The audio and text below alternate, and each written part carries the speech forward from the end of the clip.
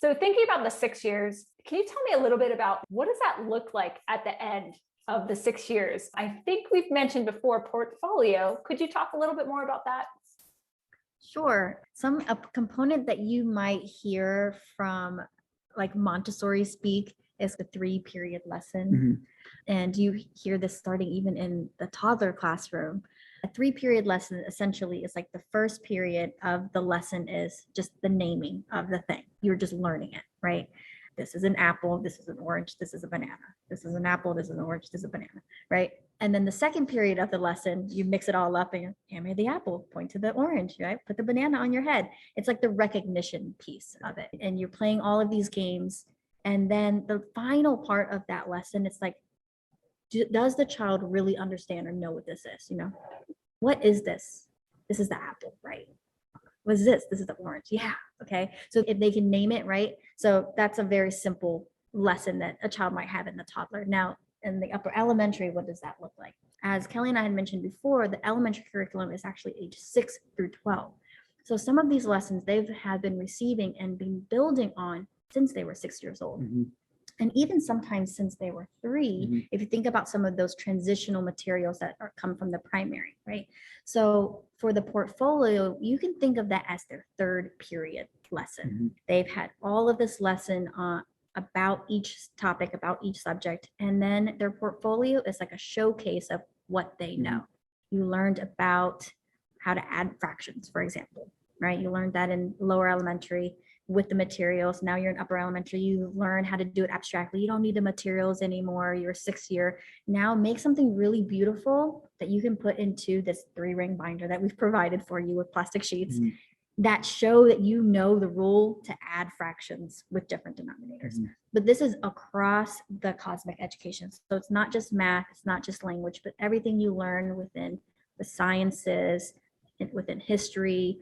Even their artwork goes in there. I'm thinking about some of the materials that are in there. They've been making maps. You probably remember, Aubrey, all of those paper maps that they do in the lower elementary. Well, now they're making one final, beautifully colored in, beautifully labeled map for each continent with all the countries and maybe even the capitals, and maybe even their flags, right? Colored in and folded, beautifully put it in there. I gave a lesson on a tanka today, which is a fancy version of a haiku. So, the haiku is the 5-7-5. The tanka has an extra 2 lines at the end, which have the 7 and the 7. Cool. And so Henry was like, oh, mine is about cherry blossoms. I'm going to paint this picture of the cherry blossoms that I've seen in DC, and I'm going to write my tanka on the side.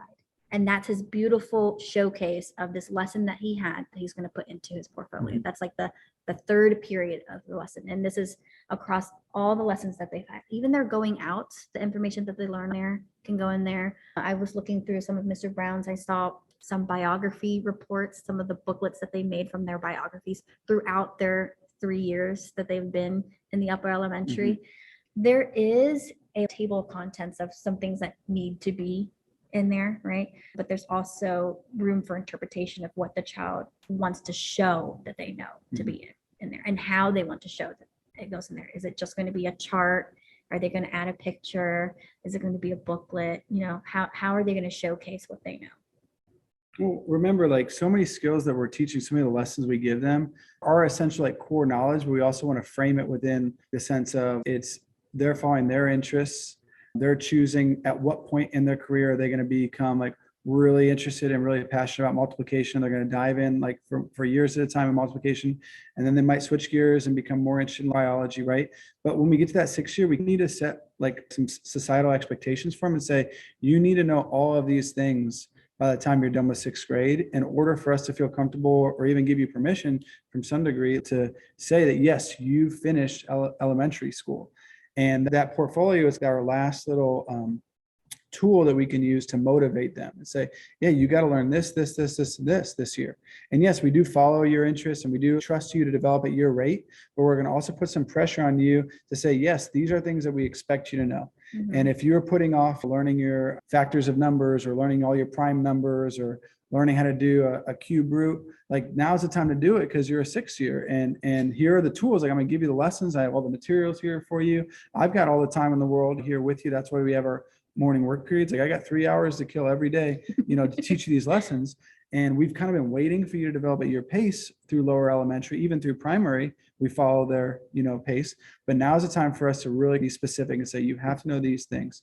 When I was a lower L guide, I try to do the same thing with the third years to give them that mental preparation, that practical life experience of, yes, there are certain things I want you to know by the end of your third year. But now we're doing it again in the sixth year. The portfolio is kind of like that piece that we use to make sure that the child is where they need to be. And then I wanted to talk about another word, Aubrey, that has to go with the portfolio, and that's assessing children.